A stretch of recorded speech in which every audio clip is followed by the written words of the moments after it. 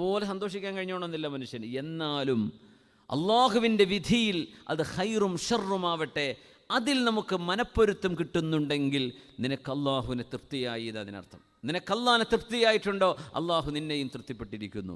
സല്ലു Allen നബി മുഹമ്മദിൻ വ ആലി. അല്ലാഹുമ്മ സല്ലി അലാ സയ്യിദിനാ മുഹമ്മദിൻ وعلى آل سيدنا محمد وبارك وسلم عليه. اللهم صل على سيدنا محمد وعلى آل سيدنا محمد وبارك وسلم عليه. اللهم صل على سيدنا محمد وعلى آل سيدنا محمد وبارك وسلم عليه. സൂറത്തുൽ ഖലമിൽ അല്ലാഹു തആല ഒരു തോട്ടത്തിൻ്റെ മുതലാളിമാരുടെ കഥ പറയുന്നുണ്ട്. ബിസ്മില്ലാഹിർ റഹ്മാനിർ റഹീം. ഇന്നാ ബലൗനാഹും കമാ ബലൗനാ അസ്ഹാബൽ ജന്നഹ് إذ أقسموا ليصرمنها مصبحين.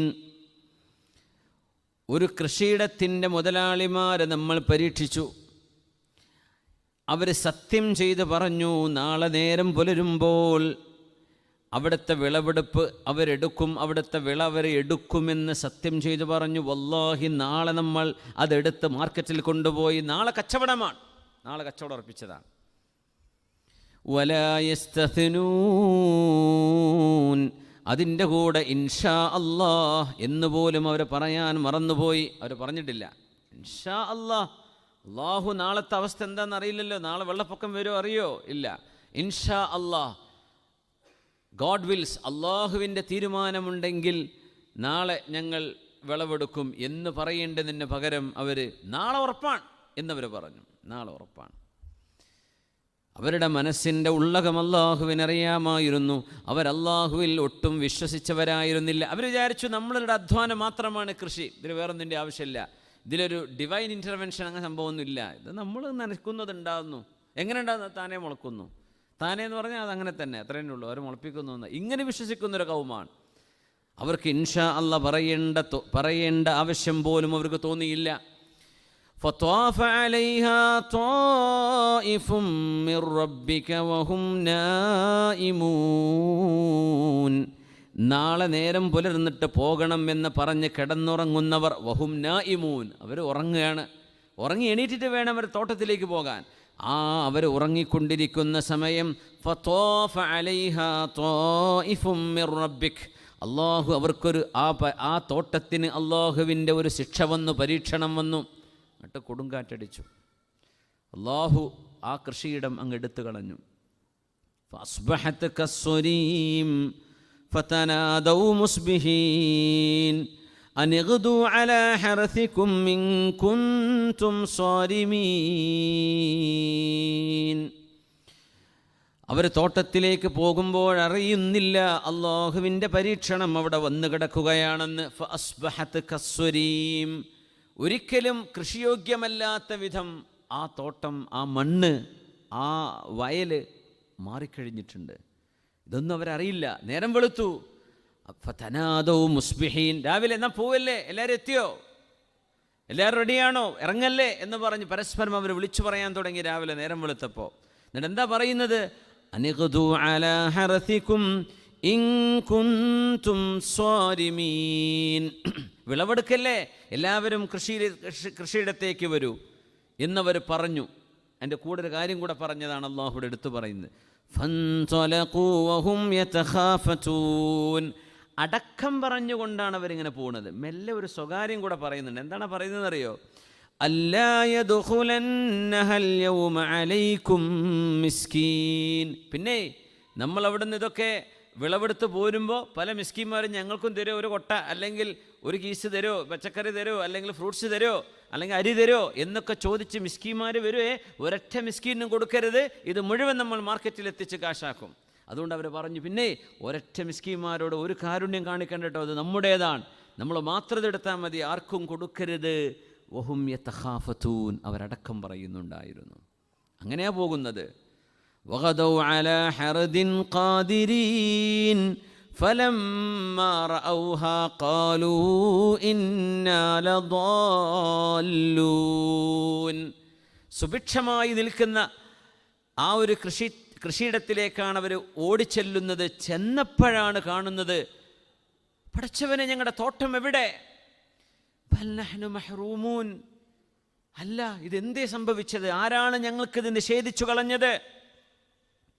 അപ്പോൾ ഖാല ഔസതുഹും, അവരിലെ മിഡിൽ ക്ലാസ്സിലുള്ള ആളുകൾ പറഞ്ഞു, എക്സ്ട്രീമുകളല്ല, മിത സ്വഭാവമുള്ള ആളുകൾ, അലം അഖുൽ ലകും ലൗലാ തുസബ്ബിഹൂൻ,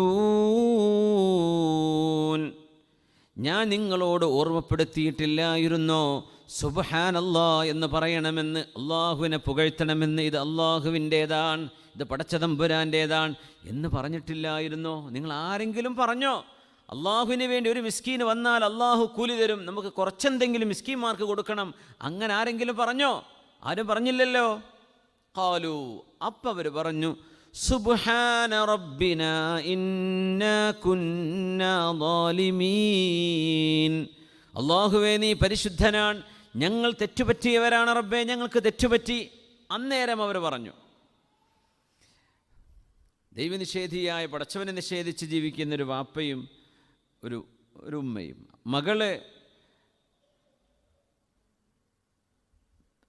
മെഡിസിൻ പഠിച്ചവൾ ഡോക്ടറാണ്. വാപ്പയും ഉമ്മയും നല്ല സൗകര്യത്തിൽ ജീവിക്കുന്ന ആളുകളാണ്. പക്ഷെ രണ്ടാൾക്കും നിസ്കാരമില്ല, പടച്ചോനുമില്ല, ആഖിറുമില്ല, ഒന്നുമില്ല. അങ്ങനെയാണ് മക്കളെ വളർത്തിയത്, അങ്ങനെയാണ് അവർ ജീവിക്കുന്നതും. ആ മക്കൾക്ക് ബ്ലഡ് ക്യാൻസർ വരുന്നു. അവർ പുറം വെസ്റ്റേൺ കൺട്രീസിൽ ഒരു സ്ഥലത്താണ് കൊണ്ടുപോവുകയാണ്. ഒരുപാട് കാശ് ചിലവഴിച്ചു.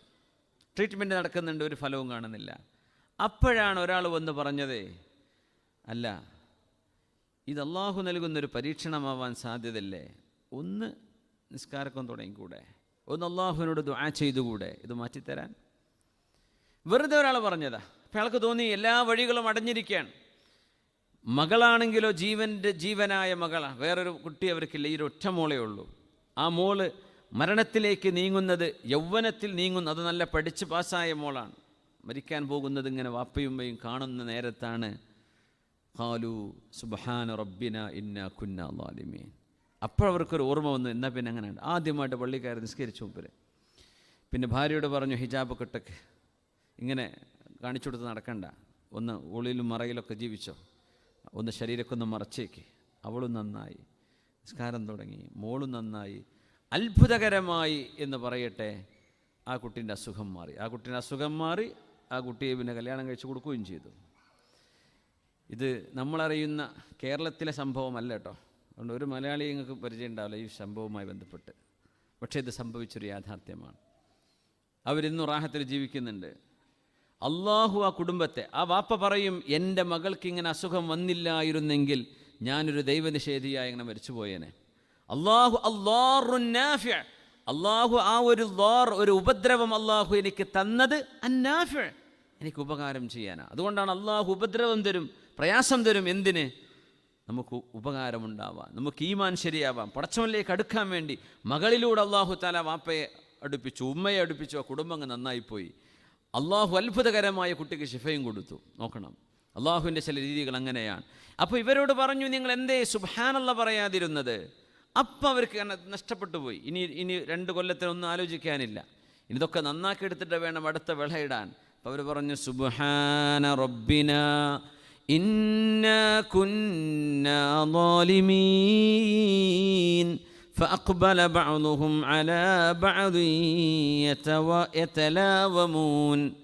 അങ്ങനെ പരസ്പരം അവർ തന്നെ ആക്ഷേപിക്കാൻ തുടങ്ങി. നീയാണ് കുഴപ്പക്കാരൻ, നീയാണ് യുക്തിവാദിയായത്, നീയല്ലേ പടച്ചോനില്ല എന്ന് പറഞ്ഞ്, നീയല്ലേ ഇത് വേണ്ടാന്ന് പറഞ്ഞ്, നീയല്ലേ മിസ്കിന്മാരെ കൊണ്ടുവരണ്ടെന്ന് പറഞ്ഞത്. അങ്ങോട്ടും ഇങ്ങോട്ടും പരസ്പരം യതലാവമൂൻ, അവരാക്ഷേപിക്കാൻ തുടങ്ങി. ഖാലൂ യാ വൈലനാ ഇന്നാ കുന്നാ ത്വാഗീൻ. അവർ പറഞ്ഞു, ഞങ്ങളുടെ നാശമേ, ഞങ്ങളാണ് തെറ്റ് ചെയ്തു പോയത്. അസാ റബ്ബുനാ അൻ യുബ്ദിലനാ ഖൈറൻ മിൻഹാ, ഇന്നാ ഇലാ റബ്ബിനാ റാഗിബൂൻ അസാ റബ്ബുനാ അൻ യുബ്ദിലനാ ഖൈറൻ മിൻഹാ. നമുക്ക് നഷ്ടമായ ഈ തോട്ടത്തിനു പകരം അല്ലാഹു ഖൈറായത് നമുക്ക് പകരം തന്നേക്കാം. ഇന്നാ ഇലാ റബ്ബിനാ റാഗിബൂൻ. നമ്മൾ നമ്മുടെ രക്ഷിതാവായ അല്ലാഹുവിനെ ആശിക്കുകയാണ്, അല്ലാഹുവിൽ പ്രതീക്ഷയർപ്പിക്കുകയാണ്. ഖദാലിക്കൽ അദാബ്, ആ ആയത്താണ് നമ്മുടെ വിഷയം കിടക്കുന്നത്. ഖദാലിക്കൽ അദാബ് വലഅദാബുൽ ആഖിറതി അക്ബറു ലൗ കാനൂ യഅലമൂൻ. ഖദാലിക്കൽ അദാബ്, ഇങ്ങനെയാണ് ശിക്ഷ വരുന്നത്, ഇങ്ങനെയാണ് ശിക്ഷ. എന്തേ ഉണ്ടായത്? ആ ശിക്ഷ കൊണ്ട് ആ തോട്ടത്തിൻ്റെ മുതലാളിമാർ നന്നായി, അവർ അല്ലാഹുവിലേക്ക് മടങ്ങി, അവർ പശ്ചാത്തപിച്ചു. ആ പശ്ചാത്താപം ഉണ്ടാവാൻ കാരണം ഒരു പരീക്ഷണമാണ്. എത്ര ആരോഗ്യത്തിൽ ജീവിക്കുന്ന ആളുകളുണ്ട്, പെട്ടെന്ന് ക്യാൻസറാന്ന് കേൾക്കുന്നു. അതുവരെ ഒരു നിലക്കും ദീൻ പരിഹാസമായിരിക്കും അവർക്ക്, അള്ളാഹു തമാശയായിരിക്കും അവർക്ക്, പരലോകം അങ്ങനൊന്നും ഇല്ലയെന്ന് അവർക്ക് പറയാൻ താല്പര്യം. അങ്ങനെ ജീവിക്കുന്ന മനുഷ്യന് അള്ളാഹു വലിയൊരു അസുഖം കൊണ്ട് പരീക്ഷണം കൊടുത്താൽ താനെ നന്നാവും, തിരിച്ചു വരും, ഖേദിക്കും, പൊട്ടിക്കരയും, പിന്നെ കുറേ കുറ്റം പറയും. അയാളുടെ പ്രസംഗം കേട്ടിട്ട് ഞാൻ അങ്ങനെ ആയിപ്പോയത്, ആ മനുഷ്യനെ എന്നെ പഴിപ്പിച്ചത്, അയാളാണ് പടച്ചോനില്ല എന്ന് എന്നെ പാടി പഠിപ്പിച്ചത്. പിന്നെ അവരോടൊക്കെ എന്നെ ആക്ഷേപിക്കാൻ തുടങ്ങും. അവരെ കുറ്റം പറയും, ഇവരെ കുറ്റം പറയും. പക്ഷേ നന്നാവാനുള്ള അവസരം അല്ലാഹു നൽകുന്നത് ഖദാലിക്കൽ അദാബ്, ഒരു അദാബ് വരുമ്പോഴാണ്. ഒരു അദാബ് വരുമ്പോഴായിരിക്കും അല്ലാഹുവിലേക്ക് അടുക്കാൻ കഴിയുക. അല്ലാതെ ഒന്നും, ചില ആളുകൾ അങ്ങനെയാണ്, കണ്ടുപിടിക്കും, ചില ആളുകൾ കൊണ്ടേ പഠിക്കും. ചില ആളുകൾക്ക് പരീക്ഷണങ്ങൾ വന്നാലേ നന്നാവും, അതുവരെ പോകും. അല്ലാഹു തആല വിട്ടുകൊടുക്കുകയാണ്. നന്നായിക്കോ നന്നായിക്കോ എന്ന് പറഞ്ഞ അവസരങ്ങൾ ഒരുപാട് അല്ലാഹു തആല കൊടുക്കും, അല്ലേ? കൊറോണയുടെ സമയത്തൊക്കെ മരണത്തിൽ നിന്ന് ജീവിതത്തിലേക്ക് പോകുന്ന എത്ര ആൾക്കാരുണ്ട്? കഴിഞ്ഞു എന്ന് വിചാരിച്ചതാണ്, വെന്റിലേറ്ററിന് എടുക്കണോ വേണ്ടെന്ന് വിചാരിച്ചതാണ്, പെട്ടെന്നൊരു ഡെവലപ്മെൻറ്റ് കണ്ടു, അങ്ങനെ വെന്റിലേറ്ററൊക്കെ ഒഴിവായി ICUലേക്ക് മാറ്റി, അവിടെ 2 ആഴ്ച കടന്നു, പിന്നെ അങ്ങ് ആൾ റാഹത്തായിട്ട് പോന്നു. എന്താണ് കേൾക്കുന്നതൊക്കെ? അള്ളാഹു ജീവിതത്തിലൊരു അവസരം നൽകല്ലേ, ഖബറിന്ന് എഴുന്നേറ്റ് പോരുന്ന പോലെയാണ്.